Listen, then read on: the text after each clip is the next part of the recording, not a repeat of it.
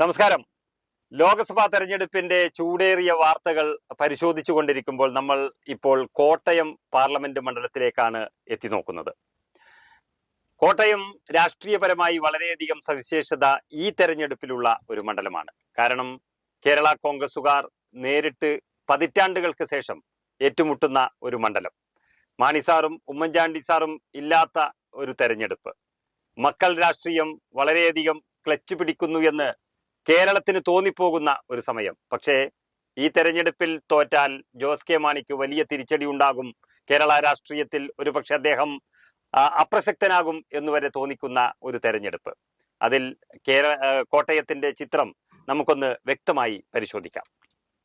കേരള കോൺഗ്രസിന്റെ കോട്ടയം ജില്ലയിലുള്ള സ്വാധീനത്തെപ്പറ്റി ആര് പറഞ്ഞാലും യോജിക്കാൻ പറ്റാത്ത ഒത്തിരി ഘടകങ്ങളുണ്ട്. 2021 തെരഞ്ഞെടുപ്പിൽ ഇടതുപക്ഷത്തിന് അനുകൂലമായി എല്ലാം ഉണ്ടായിരുന്ന സമയത്ത് പോലും കോട്ടയത്തു നിന്ന് മാണി ഗ്രൂപ്പിന് അല്ല കെ.എം. മാണിയുടെ വിഭാഗത്തിന് വിജയിപ്പിക്കാൻ കഴിഞ്ഞത് ചങ്ങനാശ്ശേരി സീറ്റിലും പൂഞ്ഞാർ സീറ്റിലും മാത്രമാണ്. പിന്നെ കാഞ്ഞിരപ്പള്ളി. അപ്പോൾ സ്ഥിരമായി ഇവർക്ക് ജയിക്കാൻ പറ്റിയിരിക്കുന്നത് ഈ രണ്ട് ചങ്ങനാശ്ശേരി ഒഴികെയുള്ള എല്ലാ സീറ്റുകളും ഓരോ സമയത്തും മാറി മാറി വിവിധ പാർട്ടികൾ കോൺഗ്രസും CPM ജയിച്ചിട്ടുണ്ട്. ഒരു സീറ്റ് മാത്രം ഇടതുപക്ഷത്തിന് വൈക്കം സീറ്റ് കാലാകാലങ്ങളിൽ ഇടതുപക്ഷം ജയിച്ചുകൊണ്ടിരിക്കുന്നു. പക്ഷെ നിങ്ങളിപ്പോൾ പറഞ്ഞത് പ്രകാരമുള്ള ഈ 3 നിയോജക മണ്ഡലങ്ങളും ഈ പറയുന്ന കോട്ടയം ലോകസഭാ മണ്ഡലത്തിൽ ഇല്ല. ചങ്ങനാശ്ശേരി ആണെങ്കിൽ മാവേലിക്കരയിലേക്ക് പോയി. അതുപോലെ ഈ പറയുന്ന പൂഞ്ഞാറും കാഞ്ഞിരപ്പള്ളിയും പത്തനംതിട്ടയിലുമാണ്.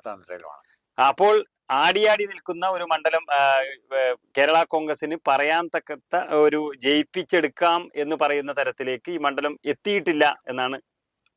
അതാണ് അതിന്റെ ഏറ്റവും അതെ, അതായത് കേരള കോൺഗ്രസിന്റെ ഏറ്റവും ശക്തിയുള്ള മണ്ഡലങ്ങൾ നമ്മളിപ്പോൾ വിചാരിക്കുന്നത് അത് ആണെന്ന് തന്നെ ഞാൻ സമ്മതിക്കുന്നില്ല. ആ മണ്ഡലങ്ങളെല്ലാം ആരോടൊപ്പം പോയി?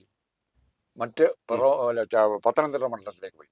ഇപ്പുറത്ത് മിച്ചം നിൽക്കുന്ന മണ്ഡലങ്ങളിൽ കോട്ടയം പുതുപ്പള്ളിയാണ്. പിന്നെ ഒന്ന് ഏറ്റുമാനൂർ കടുത്തുരുത്തിയാണ്. ഇത് മൂന്നും UDF അനുകൂലിക്കുന്ന വിഭാഗമാണ് സ്ട്രോങ്. ആ ഒറ്റ കാരണം കൊണ്ട് തന്നെ ഒരു സേഫ് മണ്ഡലമല്ല കേരള കോൺഗ്രസ് മാണി ഗ്രൂപ്പിനെ സംബന്ധിച്ചിടത്തോളം കോട്ടയം. പക്ഷേ മാണി ഗ്രൂപ്പിനെ സംബന്ധിച്ചിടത്തോളം കോട്ടയം കയ്യിന്ന് പോയാൽ കേരള രാഷ്ട്രീയം അവരുടെ കയ്യിന്ന് പോയി എന്നുള്ള ഒരു തരത്തിലേക്കാണ് കാര്യങ്ങൾ നീങ്ങുന്നത്. അതിന്റെ കാരണം കോട്ടയത്തെ കാണിച്ചുകൊണ്ടാണ് ഈ പരിപാടികൾ മുഴുവൻ നടത്തുന്നത്. കോൺഗ്രസിന്റെ അടിത്തറയായ കത്തോലിക്കരും അല്ലെ ക്രിസ്ത്യൻ വിഭാഗങ്ങളും നായർ സമുദായവും ഈഴവരുടെ ഒരു വിഭാഗവും പിന്നോക്ക വിഭാഗങ്ങൾ സാമാന്യം കൂടുതൽ മുസ്ലിം ഉൾപ്പെടെയുള്ള ന്യൂനപക്ഷ വിഭാഗങ്ങളും കോൺഗ്രസിനോടൊപ്പം നിൽക്കുന്നു എന്നുള്ളതാണ്. പിന്നെ കോൺഗ്രസിന്റെ പ്രഗത്ഭരായ നേതാക്കന്മാരെ കോട്ടയത്ത് നിന്ന് പോയിട്ടുണ്ട്. K.M. ചാണ്ടി ഗവർണറായി, കേന്ദ്രമന്ത്രിയായി, കോമേഴ്സ് മിനിസ്റ്ററായി, പിന്നെ M.M. ജേക്കബ് കേന്ദ്ര ആഭ്യന്തരമന്ത്രി സഹമന്ത്രിയായി. അങ്ങനെ 2 കേന്ദ്രമന്ത്രിമാരെ ഗ്രൂപ്പ് തന്നെ സംഭാവന ആയിട്ടുണ്ട്. പിന്നെ കേരളത്തിലാണെങ്കിൽ ഉമ്മൻചാണ്ടി ഉണ്ട്, കണ്ണൂർ പോയി ജയിച്ച K.C. ജോസഫ് ഉണ്ട്, പിന്നെ ഒരാളുണ്ട്, ഒരു മന്ത്രിയും കൂടെ ഉണ്ട്, K.C. ജോസഫ് ഇവിടുന്ന്, ഉമ്മൻചാണ്ടി ഇവിടുന്ന്. അപ്പോൾ കോൺഗ്രസിന് ലീഡർഷിപ്പിലേക്ക് കാര്യമായ ആൾക്കാരെ സംഭാവന ഒരു ജില്ലയാണ്. പക്ഷെ അതന്നെ അനർഹമായ സീറ്റ് കോൺഗ്രസിന് കിട്ടിയിട്ടില്ല. ഇനി കോൺഗ്രസ് നിയന്ത്രിക്കുന്ന രീതിയിലേക്ക് കോട്ടയത്തെ രാഷ്ട്രീയം പോകണം എന്ന് ആഗ്രഹിക്കുന്ന കോൺഗ്രസ്സുകാര് എന്ത് വില കൊടുത്തും കേരള കോൺഗ്രസിന്റെ ചാഴികാടന്റെ പരാജയം ഉറപ്പിച്ചിരിക്കും. അതുകൊണ്ട് തന്നെയാണ് ആദ്യം മുതൽ തന്നെ കോൺഗ്രസിന് കോട്ടയം മണ്ഡലത്തോട് വലിയ ഒരു മനസ്സുണ്ടായിരുന്നു, ആഗ്രഹമുണ്ടായിരുന്നു. കാരണം കോൺഗ്രസിന് ജയിക്കാൻ കഴിയുന്ന ഈ അക്ഷരനഗരി അത് മാണി സാർ ഉണ്ടാകുന്നിടത്തോളം കാലം മാണി സാറിന് വിട്ടുകൊടുത്തു. ഇനി മാണി സാറും അദ്ദേഹത്തിന്റെ പാർട്ടി അത്ര പ്രബലമല്ല എന്ന് തോന്നിയപ്പോൾ തിരിച്ചെടുക്കാനുള്ള ഒരു മനസ്സുണ്ടായിരുന്നു. പക്ഷേ മുന്നണി സംവിധാനത്തിന്റെ ഭാഗമായി, മുന്നണി മര്യാദയുടെ ഭാഗമായി അത് ഇപ്പോൾ PJ ജോസഫിന് വിട്ടുകൊടുക്കുന്നു. PJ ജോസഫും K.M. മാണിയുടെ കേരള കോൺഗ്രസും അല്ലെങ്കിൽ ജോസ് കെ മാണിയുടെ കേരള കോൺഗ്രസും തമ്മിൽ നോക്കുമ്പോൾ മാണി ഗ്രൂപ്പിന് തന്നെയാണ് അല്പം മേൽക്കൈ എന്ന് തോന്നിപ്പോകും. പക്ഷേ ഈ തെരഞ്ഞെടുപ്പിൽ അത് ഓവർകം ചെയ്യാൻ വേണ്ടി ചിലപ്പോൾ കോൺഗ്രസിന്റെ സഹായത്തോടു കൂടി പറ്റുമോ? തീർച്ചയായിട്ടും. അവിടെ രണ്ടല്ല പ്രധാനപ്പെട്ട കടുത്തുരുത്തി നിയോജകം തന്നെ പറയാം. ഇപ്പൊ കേരള കോൺഗ്രസിന്റെ ജോസഫ് ഗ്രൂപ്പിന്റെ മോൻസ് ജോസഫ് ജയിച്ചിരിക്കുന്ന നിയോജകമാണ് കടുത്തുരുത്തി. കടുത്തുരുത്തിയില് 2009 തോന്നുന്നു ഒരു തെരഞ്ഞെടുപ്പ് നടക്കുന്നുണ്ട്. അന്ന് ആ കാലഘട്ടത്തിൽ കോൺഗ്രസ് അന്ന് രണ്ടാം. ആന്റണി കോൺഗ്രസ് ഒരു വിഭാഗം, ആന്റണി കോൺഗ്രസും കരുണാകരൻ കോൺഗ്രസും ഒരു വിഭാഗത്ത് നിൽക്കുകയാണ്. ഈ കരുണാകരൻ കോൺഗ്രസിന്റെ കൂടെ കൂടാൻ ഉം. അന്ന് ജോസഫ് ഗ്രൂപ്പ് മാത്രമേ ഉള്ളൂ. ആ, ആ. കടുത്തിരുത്തി എന്ന് പറഞ്ഞാൽ അതെ. ബാക്കി മുഴുവൻ ഉം. ഒരു 70-80% വോട്ട് കിട്ടി ഇടതുപക്ഷം ജയിക്കേണ്ടതാണ്. ഉം. കാരണം ഏറ്റവും വലിയ കക്ഷി അന്ന് CPM ആണ് അതെ, ഏറ്റവും വലിയ കക്ഷി എന്ന് പറയുന്നു. അത് കഴിഞ്ഞുള്ള ഏറ്റവും വലിയ കക്ഷി കേരള കോൺഗ്രസ് മാണിയാന്ന് പറയുന്നു. കോൺഗ്രസിലെ ഏറ്റവും പ്രബല വിഭാഗം A ഗ്രൂപ്പാന്ന് പറയുന്നു. അപ്പൊ ഈ മൂന്ന് പ്രധാനപ്പെട്ട 1, 2 ഇപ്പുറത്താണെങ്കിൽ TM ജേക്കബും PJ ജോസഫും മാത്രം ഉള്ളൂ. അതെ.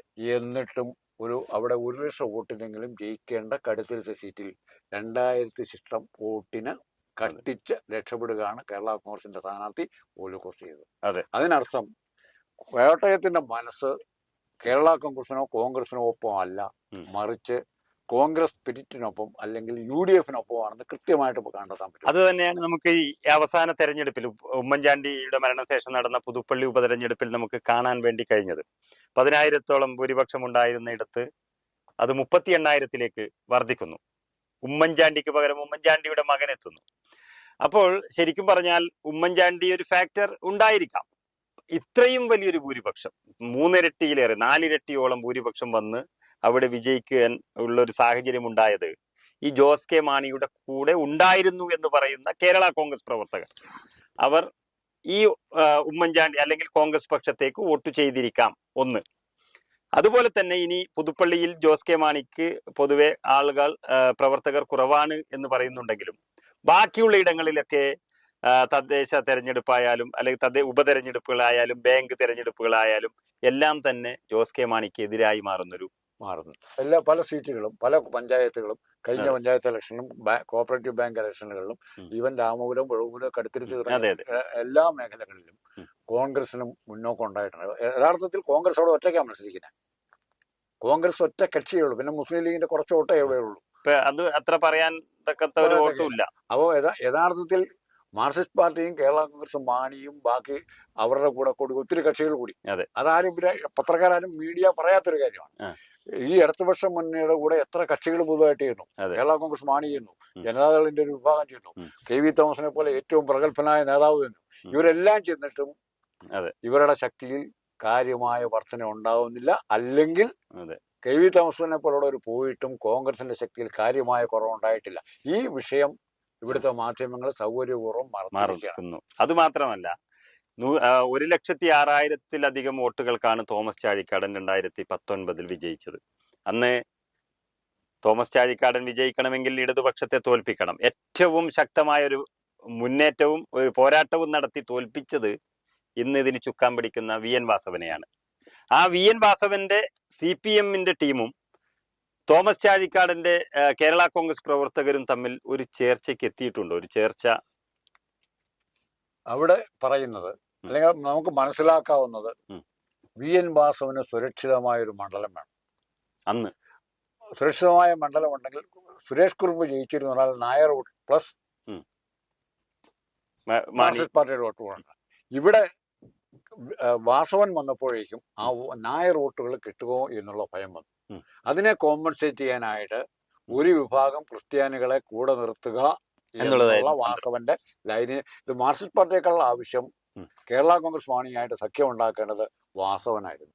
വാസവൻ അത് മുഖ്യമന്ത്രിയുമായി സംസാരിച്ച് വളരെ ഭംഗിയായി കൈകാര്യം ചെയ്തു എന്നുള്ളതാണ്. അദ്ദേഹത്തിന് ഏറ്റുമാനൂർ സീറ്റും കിട്ടി.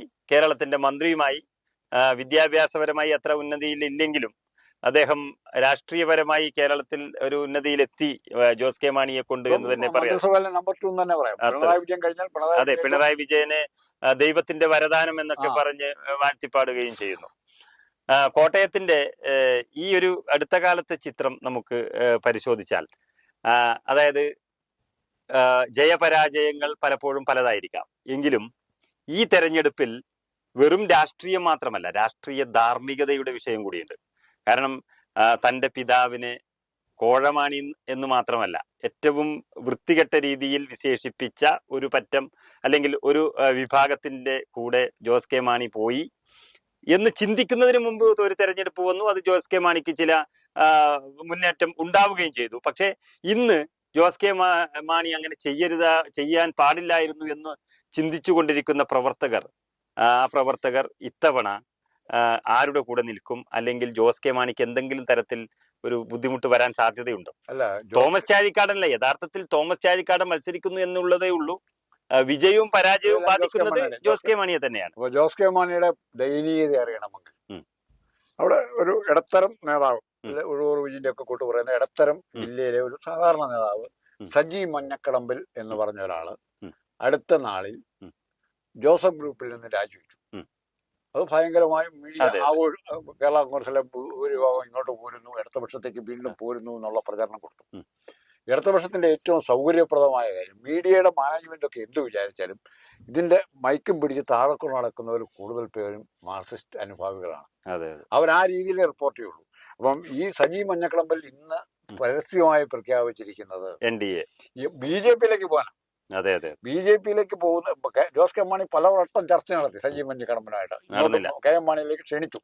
മാണി സാറിന്റെ ഫോട്ടോ എടുത്തുകൊണ്ട് പോയി. BJP-യിലേക്ക് പോകാൻ തയ്യാറായ സജി മഞ്ഞക്കടമ്പനെ ക്ഷണിച്ച ജോസ് കെ മാണിയാണ് ഇന്ന് ഇടതുപക്ഷത്തിന്റെ കൂട്ടത്തിലുള്ളതെന്നും മറക്കരുത്. അതെ. അപ്പൊ ജോസ് കെ മാണിയെ സംബന്ധിച്ചിടത്തോളം ഒരു വാട്ടർലൂ ആകാൻ സാധ്യതയുണ്ടോ ഈ തെരഞ്ഞെടുപ്പ്? വാട്ടറൊന്നും ആവശ്യമില്ല, അല്ലാതെ തന്നെ തീരാനുള്ള. ജോസ് കെ മാണി ഇങ്ങനെ ക്രമേണ പ്രവർത്തകരെ നഷ്ടപ്പെട്ട ഒരു നേതാവ് മാത്രമായി അല്ല, മുന്നണി സംവിധാനത്തിന്റെ ഒരു കാഷ്വാലിറ്റിയാണ്. നമ്മൾ തനതായി ഒരു പ്രവൃത്തി ചെയ്തില്ലെങ്കിലും മുന്നണിക്ക് ഓട്ടമുണ്ടെങ്കിൽ, ഇപ്പൊ ജോസഫ് ഗ്രൂപ്പ് UDF-ൽ നിന്ന് അനുഭവിക്കുന്നത് അത് തന്നെയാണ്.